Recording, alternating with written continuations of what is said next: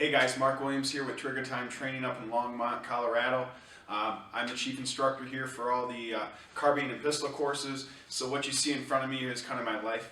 What I want to do for us today is we're going to talk about some modifications you can perform on your standard AR15 or M4 carbine, black gun, MSR, whatever you call it. This right here is an example of a pretty run-of-the-mill standard M4. It's a Sig Sauer M400. So we're going to see how we can make this thing look just a little bit cooler, how we can make it perform better.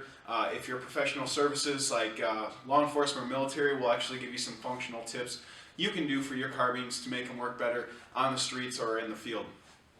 So let's get started. I'm going to try to make this in one cut without having to do any edits, so hopefully we'll do that. So when I work retail downstairs or when people come in and ask me questions specifically about carbines, they generally say, Mark, what's 3 of the top suggestions that I would suggest to them for modifications? And I actually can rank those in 3. Some are cheap, some are expensive, but the number one I generally always suggest, and I'll play a little bit closer video here in a minute so you can see it, is going to be a charging handle. Specifically to purchase and go ahead and install a oversized charging handle. If you're not familiar with what I'm talking about, this right here is a Knight's Armament SR15E3. We've actually accurized it. We put a really cool optic on it, and we'll talk about optics in a little bit. But a charging handle is this guy back here.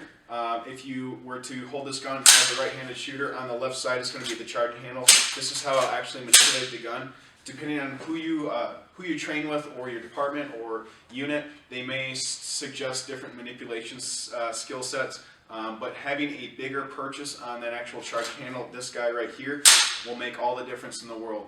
When we talk about fine motor skills and gross motor skills, we know as we get stressed out, we lose physical dexterity in our fingers. So the bigger the item can be that we touch, the easier it'll be to manipulate.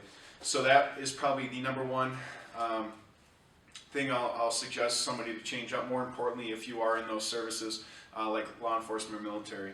The second important modification to make to your firearm, and it doesn't have to be that expensive, but it's better than nothing, is a different trigger. Whether you go to a shop and actually purchase a complete different trigger group, you can purchase ones from Noveski, from Knights like this, Wilson Combat, Geisley and Timney. Those are all some really fine trigger makers. Whatever the case may be, anything's better than an original mil-spec GI trigger. These guys are really heavy, they're really gritty, and frankly, they're not good enough to make really precise shots at long distances. Now, I was a Marine. We know that Marines and other military units can engage targets at 500 yards and hit it with a standard mil-spec trigger. Just understand there's better products out there. Having a really crisp 1-stage, 3-4 pound trigger break, or a really buttery 2-stage with that sweet spot uptake or creep and then that really nice break will just make it much more accurate for you. So that's the second upgrade. And finally, the third upgrade that I feel is extremely important to make to your firearm is an ambidextrous safety. As we start to learn to employ our carbines better, faster, and more efficiently, we're going to start understanding that we have to learn how to do strong side to weak side transitions. And in order to do that safely, we need to have a safety that will accommodate that. Now, I understand if I were to take this firearm and shoot it as a left-handed shooter, we're going to take and do a left side or a strong side hold on the gun so I can manipulate that safety. But having a multiple-sided safety or an ambidextrous safety will make that transition even easier. As an instructor, one of the most critical times that we are concerned for the safety of our shooters and students is when we do strong side to weak side transitions or modifications to the position. And having this ambidextrous safety will make it safer for you and for me. So those are the 3 modifications right off the bat that Trigger Time and T3 highly suggest you think about and maybe make. On the grand scheme, those 3 manipulations, you buy an average one, you're looking at $300–400 for a really clean setup, and to make something like this a lot better. The next thing to talk about is going to be optics. There's tons of optics on the market, and all of them are equally important. Some are better, some are worse, and we'll talk about a few of the different ones. In front of us, we have a pretty good snapshot of what you'll see. We at Trigger Time have some stamp manufacturers that we get in here. So anytime you purchase from us, you're going to get a legitimate optic. The first one is not an optic at all. It's what we call iron sights or standard sights. So this is going to be a very typical A2 or A4 sight. This is a pop-up back here. If there was an additional optic on here, this would now be called a secondary or backup sight. But this is how we've been shooting firearms for 200-300 years. They work really well. As I said earlier, Marines qualify up to 500 yards with the standard M4 and M4. So these work really well. If you know how to manipulate and adjust your sights and do it correctly, these can be very lethal and will destroy anything you put the sights on. With that being said, there's no right or wrong answer to if you like open sights or not. It comes down to shooter preference and how you actually deploy and employ your firearm. Moving up from there, probably the most common optics we're going to find is going to be mounted on this short-barreled rifle by LMT. This is a really cool 10.5-inch fully automatic Class 3 rifle that we manufacture right here in-house at Trigger Time. Aside from it looking really cool, this is going to be a mid-length, but what we see here is we have an EOTech. Doesn't matter what specific EOTech it is, what we're going to call this is a 1 power or 0 parallax open optic. If you were to look through the optic, you're going to see a red dot with a circle around it. That's your 65 minute of angle CQB or close quarters combat reticle. But let's make sure that we understand there's a lot of argument out there with EOTechs. Some will say that 65 MOA reticle is fantastic. Other people like me say it doesn't really make a difference because you're still looking at that really crisp red dot inside of it. The beauty about a 1 power or a parallax-free optic is no matter where you look through the optic, if my eyeball's here, to up or down, left or right, or slightly off the center of this optic, wherever that red dot strikes that actual target or threat, that's where the round's going to hit. What's really nice about that is I can now get off axis, I can change my position, I can modify my grip, and if my eye relief or my cheek weld isn't exactly perfect, I can still probably get pretty accurate shots on target. In addition to that, these work really well with night vision optics or NODs, night optic devices, if it's actually set up to do that. And the last thing that's really nice is you can actually co-witness with your backup sights. I said earlier these are iron sights, now they're considered backup or secondary sights. There's also a lot of argument out there, and especially being on YouTube and amongst the social media, you get a lot of hate and fanfare on the comments, but secondary sights can co-witness, which means as I look through my iron sights and the red dot, they should pair up to each other. Some people like that idea, some people don't. I, for one, do. That way, if I'm actually in a gunfight or if I'm defending myself or family and I'm looking through there and the optic goes down, I don't have a disrupted sense of mentality. I can just continue looking through my sights and I might not even notice the red dot's gone. So that's a really important reason to why that's a pretty cool technique to have there. You can also change the level of where they co-witness. There's lower 1/3, center half, and upper 1/3. It's all just user preference. I'm sure you can Google or YouTube to research that, so on and so forth.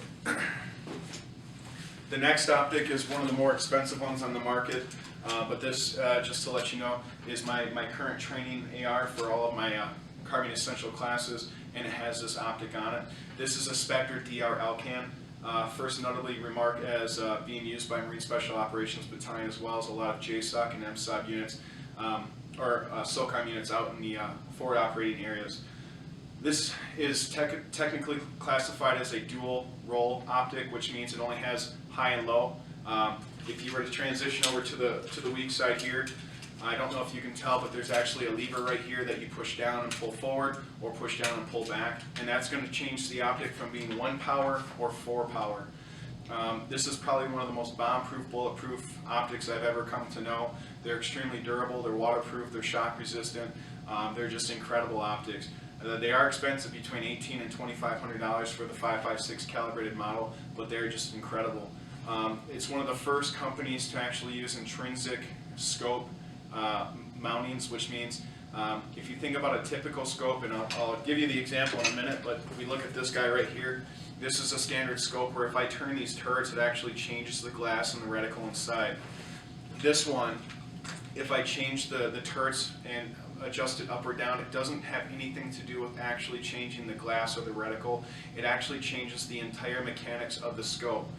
This is similar to how they actually function artillery piece optics for artillery cannons in current design, which makes it extremely robust. It can go on a 308, it can go on a 223, it can go on a M240 Golf Bravo, whatever the case may be. Very reliable and very accurate. The other nice thing is this has a bullet drop compensator in it, so you can get it for 5.56 or 7.62, which means that at any given yard line, I can put the certain hash line on it, put my hash line on that threat or target, go ahead and pull the trigger, and it should destroy or eliminate that threat at whatever given yard line. I believe up to 800 yards. It's illuminated with a reticle or with a red dot. It's your option, and it also has its own secondary backup sight. This is a parallaxed 1 power, which means it has multiple spheric lenses inside of it. So if I were to throw this optic up and this front sight up in a perfect world, it will not come into focus as well as I'd want to. So I'm going to have to go with a secondary optic on top or an offset optic. If you think about a typical 3-gun setup where I turn the gun to the side and look through the front and rear sight on a corner here. The final optic we have is going to be something for this type of firearm. This is what we generally call an SPR, or special purpose rifle. Like I said, this is a Stoner SR15E3. This is an accurized, truly designated marksman's rifle. It is a 16-inch barrel with the Thunder Beast P1223 suppressor on it, and this is a really cool optic. We have the Mark 6 Leopold 3-18 by 44, just incredible. Extremely bomb-proof. One thing Leopold wanted to do was to make an optic that was really compact, really light, phenomenal glass, but above all robust and durable, and they certainly did it with the Mark 6. You can get multiple different reticles inside of it. This one has the Horus reticle, which is really cool if you're a designated marksman, or if you're looking to go to long range or precision fire competitions, because it'll allow you to adjust your dopes on the fly just by using the optic and the reticle. It's also equipped with a retrofitted delta point by Leopold as well. So now I can take this firearm as a designated marksman's rifle, I can turn it off access, and now I can look through my optic and actually get a close quarters combat situation where I need to mitigate or negate a threat that's really close to me. So once again, we have our iron sights right here. You can use them for anything. They should always be on your gun. If you have a chance to mount them, go ahead and mount them. Spend the extra $75 or $100 to get some sights, because when you need them most, they're going to be there. We have the Zero Parallax or the 1 power EOTech, Aim Point, the T1, the Vortex. Those are all ideas or examples of the 1 power. We have the Dual Purpose, which is right here by Spectre DR, also known as the Elcan. Not too sure of many other manufacturers that currently make it. Elcan, though, is the who's who of dual purpose optics, just phenomenal stuff. And then finally, we have the standard variable power sniper scope, if you will, or multi-variant powered scope. So this is going to be more for precise shots out to 700, 800, 900 yards with a really nice 77 or 69 or 72 grain 5.56 bow tail. So now that we're done with talking about the 3 basic modifications, some ideas that you may be able to use for optics, the final one to kind of talk about is going to be flashlights. In my experience as an instructor, as well as operating overseas and throughout different multinational agencies and units, one of the biggest things we've seen is the improper placement of flashlights on your gun. If you're a civilian citizen or a 3-gunner, is a flashlight really important for your carbine? I'm not so sure it is. Once again, being a harsh world on YouTube or in social media, opinions can be construed and changed, but generally we don't consider an M4 platform a true self-defense or home defense weapon system unless maybe you live on a ranch or have a ton of property. We're going to look more to shotguns or pistols. However, that being said, if you are in law enforcement or military, it is of the utmost important to have a flashlight. I don't know how many times over my experiences, as well as all the instructors at T3, we found ourselves in a lit situation that led to a low light or no light situation, and not having that light is absolutely a perishable situation. Without having that flashlight or that illumination, your day is going to turn really sour real quick. So right here on this LMT, you can see we have a Surefire M200, I believe, with a vampire head on it. More importantly than how the flashlight's actually mounted, I want you to pay close attention to where it's mounted. You notice it's basically mounted as far forward, almost flush with the actual AAC muzzle brake here, and that's by design. We need to get this flashlight as far forward over the barrel as possible. At the end of this video, I'm going to play a quick demonstration of why that's important, but if we don't do that, we're going to get what's called tube or barrel shadow distortion. And what will happen is, if you imagine with me as I look through the gun right now, if I turn this flashlight on just for a quick demonstration, whatever's to the left of me will now be in focus. But if I take this flashlight and mount it back here, and I turn this flashlight on, everything now to my left, or my dominant side as I peer through the gun, this 1/2 moon right here is my dominant area of vision, will now be hampered by a shadow. If I were to take this Daniel's Defense and show you the same thing, if I take my flashlight and turn it on, right now because it's so far forward I have no unhindered field of view, but if I were to take this optic or this flashlight and pull it back and then turn the flashlight on, everything above the rifle will now be hampered by that shadow. So it's very critical that we understand flashlight placement is extremely important. And then finally, the last thing we'll discuss is aesthetics and some things about handguards. There's really 3 different types of handguards, although inside of those 3 different types there's some variations. The first one here is going to be called a carbine length handguard. These are generally 5 to 7 inches. Generally though, we're going to see them as a standard 6-inch. This is a Magpul carbine length handguard right here. And this is what most mil-spec guns are going to be based off. I know the Marines and the Army, and I believe the Air Force and Navy, all of them still use this as their standard platform. The issue with this is that, talking about the flashlight, I'm going to have a lot of barrel or tube shadow. So what I want to do is I need to remember, if I have to pick a place to mount my flashlight, I want to mount it on the inside of my body. That way when I actually have the flashlight on, the general vision, that's my primary focus, is going to be illuminated, and to the right it will not be. So that's going to be quite important to remember. This second one here on this LMT short-barreled rifle, this is called a mid-length handguard. These generally are from 7 to 9 inches. I believe this one's 8 or 9 inches. I don't know off the top of my head. It's actually monolithic. These are really good if you're going to be employing a short-barreled rifle, or if you just want a really cool factor on your rifle. It'll push it out a little bit further and give you that ability to get your flashlight out as far forward as possible. The other thing that this does for you that's better than a carbine length, and there's still one better than this, is it opens up your sight radius. If you're not familiar with sight radius, it's very important you get to know about it. Sight radius by nature is defined as the distance from the rear sight to the front sight. In layman's terms, the longer I can get that sight radius, the more accurate I will be. Not necessarily the rifle itself, but me. Because as I look through my rear sight to my front sight, my sight picture and sight alignment will become even more crisp. So when we talk about sight alignment and sight picture, you always have to throw in their sight radius. Sight radius is the actual shooter's accuracy. Finally, going to the special purpose rifle or DMR rifle, I'll throw down these bipods here so I can talk a little easier. This has a full length handguard or an A4 length handguard. So this generally run anywhere from 10 to 14 inches. There's even some that are a little bit longer. Gosh, you can get a full length 20-inch barrel now that's all the way covered out. I don't know why you necessarily need all that weight. But what this does, this gives you the ability to mount multiple things to your rifle and extend out that handguard. For precision fire guns, what we try to do as good marksmen is extend out our forward hand or support hand on this actual handguard as far forward as possible. If I can get my hand, pretend I'm in the prone position as far forward as possible, that's going to elongate my access and create a more stable platform. Just like with a teeter-totter, if I have my axis right here, that makes the teeter-totter very, very flexible. But if I move that out, the teeter-totter won't move as easily. And that's what we're looking to do with precision fire guns. So that's why it's inherently important to get that longer handguard for an MSR such as this. Finally, we have something that's pretty cool.